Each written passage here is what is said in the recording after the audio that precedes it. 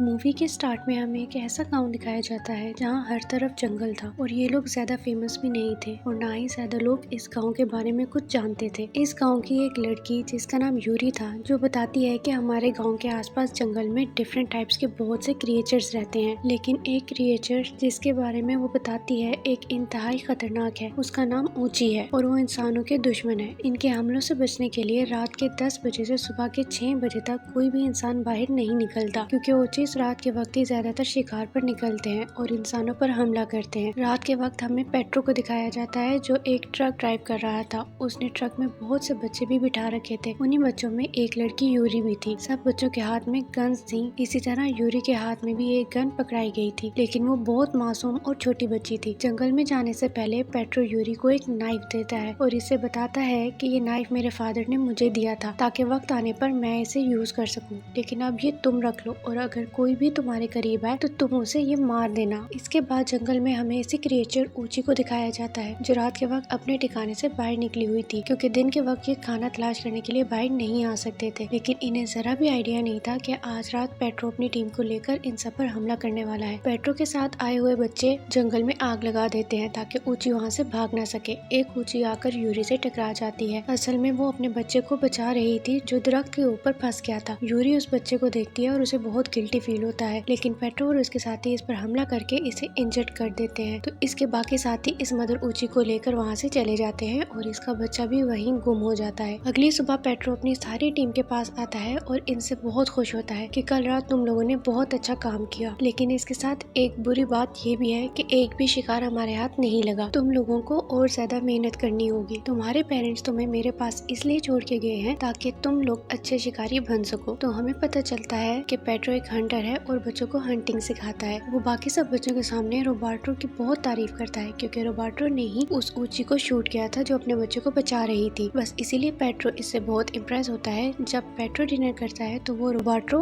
और यूरी को भी अपने पास बुला लेता है और यूरी के सामने रोबर्टो की तारीफ करना स्टार्ट कर देता है। इसका मकसद सिर्फ यूरी को इंसल्ट करना था। वो यूरी से कहता है कि तुम्हारी माँ ने बहुत उम्मीद से तुम्हें मेरे पास छोड़ा है, अगर तुम ऐसे ही काम करोगी तो उनकी उम्मीदों पर कैसे पूरा उतरोगी। इसके साथ साथ वो यूरी पर मजीद गुस्सा करता है, जो यूरी को बहुत बुरा लगता है और वो खाना छोड़कर अकेली जंगल की तरफ चली जाती है। यूरी बहुत परेशान होती है क्योंकि वो किसी को भी मारना नहीं चाहती थी। उसे अचानक से बहुत अजीब सी आवाज सुनाई देती है। जब वो आगे बढ़कर देखती है तो उसे पत्थर के नीचे वही बेबी ऊंची नजर आता है जिसकी माँ उसे बचा रही थी, लेकिन वो एक ट्रैप में फंसा हुआ था। जब यूरी इसकी तरफ आगे बढ़ती है ताकि इसे छुड़वा सके तो वो ऊंची इस पर मजीद गुस्सा करता है, लेकिन यूरी एक स्टिक लेकर इसके गले पर रखती है और इसे ट्रैप से छुड़वा देती है। लेकिन ऊंची का एक पाँव इतना जख्मी हो चुका था कि वो सही से चल भी नहीं पा रहा था। तो यूरी इसे अपने साथ अपने घर लाने का फैसला करती है ताकि इसका इलाज हो सके, क्योंकि वो बहुत नर्म दिल थी और किसी को तकलीफ में नहीं देख सकती थी। जब वो इसे लेकर अपने घर में आती है तो इसके जख्मों पर बैंडेज करती है, जिसकी वजह से ऊंची बहुत अच्छा फील करता है। अब इन दोनों में फ्रेंडशिप हो जाती है और ये लोग आपस में खेलने लगते हैं। यूरी रूम में पड़े एक पौधे से एक कीड़ा उठाती है और ऊंची के साथ खेलने लगती है, लेकिन दूसरी तरफ बाहर कुछ बच्चे अपनी गन्स के साथ बॉटल्स पर निशाना लगा रहे थे। जैसे ही वो अपनी गन से फायर करते हैं तो ये ऊंची बहुत डर जाता है और बहुत ज्यादा आवाजें निकालने लगता है। यूरी इसे चुप करवाने की बहुत कोशिश करती है, लेकिन इनकी आवाजें रोबर्टो सुन लेता है और अपनी गन लेकर यूरी के रूम में आ जाता है। यूरी ऊंची को अपने बैग में डालती है और विंडो से बाहर निकलने ही लगती है, लेकिन रोबर्टो इन्हें जाने से रोक देता है। यूरी इसे कहती है कि मुझे पता है कि तुम भी एक अच्छे इंसान हो और किसी की जान नहीं लेना चाहते। तुम ये सब पेट्रो के कहने पर कर रहे हो। चाहे कुछ भी हो जाए मैं इस बच्चे को उसकी माँ के साथ जरूर मिला के रहूंगी, इसलिए बेहतर है कि तुम मेरे रास्ते में ना हो। इसकी बातें सुनकर रोबर्टो मान जाता है और इन्हें वहाँ से जाने देता है। अगले दिन जब पेट्रो और रोबर्टो ब्रेकफास्ट करने लगते हैं तो पेट्रो इससे यूरी के बारे में पूछता है, तो रोबर्टो इसे कुछ नहीं बताता और कहता है कि मैंने आज सुबह से ही उसे नहीं देखा। पेट्रो खुद यूरी को देखने उसके रूम में आ जाता है, लेकिन उसे कहीं भी यूरी नहीं मिलती, बल्कि एक पेपर पर यूरी का मैसेज मिलता है कि वो यहाँ से अपनी मर्जी से जा रही है। उसे शिकारी बनकर किसी की जान नहीं लेनी और साथ में वो पेट्रो का नाइफ भी उसे वापस कर देती है। ये पढ़कर पेट्रो बहुत परेशान होता है क्योंकि यूरी की माँ उसे पेट्रो के हवाले करके गई थी और पेट्रो को भी टीम मेंबर्स की सख्त जरूरत थी। जब वो बेड पर बैठता है तो उसकी नजर जमीन पर पड़े खून पर पड़ती है और उसके साथ ऊंची के कुछ बाल भी मिलते हैं। तो वो अपनी पूरी टीम को इकट्ठा करता है और इनसे कहता है कि यूरी को किडनैप किया गया है, हमें उसकी जान बचानी होगी, इसलिए सब लोग तैयार हो जाओ। और वो सब एक गाड़ी में बैठकर जंगल की तरफ चले जाते हैं और हर जगह यूरी को ढूंढने लगते हैं। यूरी भी इन्हें छुपकर देख लेती है और ऊंची को लेकर एक गाँव में चली जाती है। अब क्योंकि इन दोनों को बहुत भूख लगी थी तो ये लोग एक शॉप में चले जाते हैं ताकि खाने के लिए कुछ ले सके। लेकिन अचानक से ऊची बाहर आने की कोशिश करता है तो कुछ औरतें उसे देख लेती हैं और चिल्लाना स्टार्ट कर देती हैं। एक औरत गन लेकर उसे मारने के लिए भी आ जाती है, लेकिन यूरी इसे अपने साथ लेकर फ्रीजर के अंदर ही छुप जाती है। ऊची इतना डर जाता है कि आवाजें निकालता रहता है। यूरी इसे चुप करवाने के लिए इसके मुंह पर हाथ रखती है, लेकिन वो यूरी के हाथ पर भी काट लेता है, जिसकी वजह से यूरी भी जोर से चिल्लाती है। लेकिन बहुत मुश्किल से उसे अपने साथ लेकर उस शॉप से निकल जाती है और एक गाड़ी में बैठ जाती है। उस गाड़ी का ओनर इन्हें रोकने की कोशिश करता है, लेकिन यूरी वो गाड़ी लेकर वहाँ से निकल जाती है। रास्ते में ड्राइव करते हुए यूरी को अजीब फीलिंग्स आना स्टार्ट हो जाती हैं और ये सब ऊची के काटने की वजह से हो रहा था। जब यूरी ठीक ड्राइव नहीं कर पाती तो इसकी गाड़ी रोड से नीचे चली जाती है और वहाँ फंस जाती है। दूसरी तरफ पेट्रो अपने बाकी टीम को लेकर अभी भी यूरी को ढूंढ रहा था। रास्ते में उसे वो गाड़ी दिखाई देती है जिसमें यूरी थी, लेकिन तब तक पुलिस भी वहाँ पर आ चुकी थी। गाड़ी से मिले नकली दांत देखकर पेट्रो को पता चल जाता है कि ये यूरी के हैं और वो जरूर कहीं आसपास होगी। यूरी जंगल में पहुंच जाती है, लेकिन तब तक इसके हाथ और पांव ब्लू होना स्टार्ट हो जाते हैं, जैसे इस क्रिएचर ऊची के थे। इसका मतलब था कि अब जर्म्स इसकी पूरी बॉडी में फैल चुके हैं। ऊची अपनी आवाजें निकाल रहा था, लेकिन सरप्राइजिंगली ऊची की सब बातें यूरी को समझ आने लगी थी और वो दोनों आपस में बातें करने लगते हैं। ये सब देखकर यूरी को बहुत अच्छा फील होता है और वो वहीं पर डांस करने लग जाती है, लेकिन एक्साइटमेंट में वो एक गड्ढे में गिर जाती है जो ऊची को पकड़ने के लिए ट्रैप बनाया गया था। वो गिरकर बेहोश हो जाती है और ऊची वहीं दरख्त पर चढ़कर इसके बाहर निकलने का इंतजार करने लगता है, लेकिन इनका पीछा करते हुए पेट्रो अपनी टीम को लेकर जंगल तक पहुंच जाता है, जहां पर उसे यूरी के पांव के निशान भी मिलते हैं, जिसे देखकर उसे कंफर्म हो जाता है कि यूरी जरूर कहीं आसपास है। दूसरी तरफ उस गड्ढे के पास एक औरत आती है जिसका नाम दासा है और वो यूरी को वहाँ से निकालकर अपने घर में ले जाती है। यूरी को जब होश आता है तो वो देखती है कि असल में वो इसकी माँ ही है जिसने उसे बचाया है। वो अपनी माँ से ऊची के बारे में पूछती है कि मुझे उसकी सब बातें समझ आ रही हैं, मुझे उस बच्चे को उसकी माँ तक लाजमी पहुँचाना है। लेकिन उसकी माँ उसे बताती है कि जिस जबान की तुम बात कर रही हो वो जबान मैंने ही बचपन में तुम्हें सिखाई थी। इसके साथ वो एक फ्लूइड बजाने लगती है जिसमें से सेम वैसी ही आवाज निकलती है जैसे ऊची निकालते हैं। लेकिन यूरी इसे कहती है कि मुझे फिर भी उस बच्चे को उसकी माँ तक पहुँचाना है, मैं उसे वैसे नहीं छोड़ सकती जैसे आपने मुझे बचपन में छोड़ दिया था। ये सुनकर उसकी माँ को बहुत दुख लगता है। रात के वक्त इनका पीछा करते करते रोबार्टो भी वहाँ पहुँच जाता है और छुप कर ये जानने की कोशिश करता है कि यूरी अंदर है कि नहीं। अगले दिन दासा जब फ्लूइड बजा रही थी तो यूरी उठकर इसके पास जाती है और ये देखकर हैरान रह जाती है कि दासा ने ऊचीज की आवाज पर बहुत सारी रिसर्च की हुई है। दासा इसे बताती है कि उनकी जबान समझना कोई बड़ी बात नहीं है, तुम फिर भी इंसान ही रहोगी और ऊचीज इंसानों से बहुत नफरत करते हैं। अगर तुम उस बेबी को लेकर जाओगी तो उसकी माँ को पता चल जाएगा कि इसमें से इंसानों की स्मेल आ रही है, तो वो इसे छोड़ देगी। इसकी ये सब बातें सुनकर यूरी को बहुत गुस्सा आता है और वो अपनी माँ से कहती है कि उसे एक बच्चे के अपनी माँ से बिछड़ने का दर्द भला कैसे पता होगा, क्योंकि उसने अपनी बेटी को बचपन में ही छोड़ दिया था। इतने में उसकी नजर एक मैप पर पड़ती है जिससे उसे पता चलता है कि ऊचीज कहाँ रहते हैं। वो फौरन तैयार होकर अपने घर से निकल जाती है ताकि उस बच्चे को ढूंढकर वहाँ तक पहुँचाया जा सके। बाहर खड़ा रोबार्टो भी ये सब देख रहा था और उसने पहले ही पेट्रो को यूरी का एड्रेस बता दिया था, लेकिन पेट्रो के आने से पहले यूरी घर से चली जाती है। जब पेट्रो वहाँ पर पहुँचता है तो अंदर इसकी मुलाकात यूरी की माँ से होती है। वो इस पर बहुत गुस्सा करती है कि मैंने मेरी बेटी को तुम्हारे हवाले किया था, अब वो उस बच्चे को उसकी माँ के पास छोड़ने चली गई है। अगर मेरी बेटी को जरा भी नुकसान हुआ तो मैं तुम्हें जिंदा नहीं छोड़ूंगी। और इसके साथ ही वो पेट्रो को मारना स्टार्ट कर देती है, लेकिन इसकी बाकी टीम अपनी गन्स दासा की तरफ सीधी कर देती है। वो लोग अंदर जाकर तलाशी लेना स्टार्ट कर देते हैं तो इन्हें वहाँ पर वही मैप मिलता है जिससे पेट्रो को भी ऊचीज की लोकेशन का पता चल जाता है। दूसरी तरफ यूरी हर तरफ उस बेबी ऊची को ढूंढ रही थी और उसे आवाजें भी दे रही थी, लेकिन उसे वो कहीं भी नहीं मिलता। वो थक कर वहीं गिर जाती है और रोने लगती है तो वो ऊची जो दरख्त के अंदर छुपा हुआ था बाहर आकर आवाज निकालता है और यूरी उसकी आवाज सुनकर उसकी तरफ दौड़ पड़ती है और उसे ऊची मिल जाता है। उसे देखकर यूरी बहुत खुश होती है और रात के वक्त ये लोग वहीं आग जलाकर एक कैंप बना लेते हैं और कुछ शिकार करके उसे आग पर पकाकर खाना स्टार्ट कर देते हैं। यूरी इसे बताती है कि कल मैं तुम्हें तुम्हारी माँ के पास ले जाऊंगी। ये बात सुनकर ऊची काफी खुश हो जाता है और वो दोनों सो जाते हैं। सुबह होते ही यूरी वहाँ पर लकड़ियों से एक बोट बनाती है क्योंकि उसे एक नदी क्रॉस करके उस जगह तक पहुँचना था। रास्ते में उसे बहुत डिफरेंट किस्म के दरख्त और फूल भी दिखाई देते हैं। आखिरकार जब ये दोनों उस जगह तक पहुँचते हैं तो सभी ऊची अपने घरों से बाहर निकल आते हैं और जब वो ऊची के साथ यूरी को देखते हैं तो वापस अपने घरों में चले जाते हैं क्योंकि वो इंसानों को कुछ खास पसंद नहीं करते थे। ये देखकर इन दोनों को बहुत दुख होता है, लेकिन ठीक उसी वक्त पेट्रो अपनी टीम को लेकर वहाँ पहुँच जाता है और यूरी को वापस आने का कहता है, लेकिन यूरी इनसे बचने के लिए अपनी बोट को बहुत तेजी से चलाने की कोशिश करती है। इसकी बोट उलट जाती है और यूरी ऊची को लेकर एक बड़ी सी चट्टान के ऊपर चढ़ जाती है। पेट्रो इसे कहता है कि मैं तुम्हें कोई नुकसान नहीं पहुंचाऊंगा, तुम फौरन वापस आ जाओ, लेकिन वो इसकी बात नहीं मानती और केव के अंदर जाने का फैसला करती है। वो पानी में छलांग लगा देती है। अब पेट्रो को इसे हर हाल में वापस लाना था, क्योंकि इन सब बच्चों की हिफाजत की रिस्पॉन्सिबिलिटी पेट्रो की थी। वो बाकी सब बच्चों को वहीं रुकने का कहता है और खुद अंदर यूरी के पीछे चला जाता है, लेकिन अंदर जाके इसके पाँव के ऊपर एक दरख्त गिर जाता है, जिसकी वजह से वो वहीं फंस जाता है। यूरी इसे बाहर निकालने की कोशिश करती है, लेकिन उससे वो दरख्त नहीं हटाया जाता। पेट्रो की नजर जब ऊंची पर पड़ती है तो उसे फील होता है कि ये तो बहुत इनोसेंट क्रिएचर है, ये इंसान को कैसे नुकसान पहुंचा सकती है, और उसे गिल्टी फील होता है कि उसने हमेशा इनके बारे में गलत सोचा है। इसके बाद यूरी दोबारा कोशिश करती है और उस लकड़ी को उठा देती है जो पेट्रो के पाँव पर गिरी थी। क्योंकि काफी देर हो गई थी, इसलिए बाकी बच्चे भी पेट्रो के पीछे इस केव में आ जाते हैं। अंदर आके इन्हें पता चलता है कि यूरी की माँ दासा भी उसे बचाने के लिए पहले ही वहाँ पर पहुँच चुकी है। यूरी केव को क्रॉस करके उस जगह पर पहुँच जाती है जहाँ पर बाकी ऊचीज रहते थे, और वहाँ पर इतने ऊचीज देखकर वो बहुत हैरान हो जाती है। इसके पीछे पेट्रो भी वहाँ पर पहुँच जाता है, लेकिन इसकी बाकी टीम जब उस जगह पर पहुँचती है तो उनमें से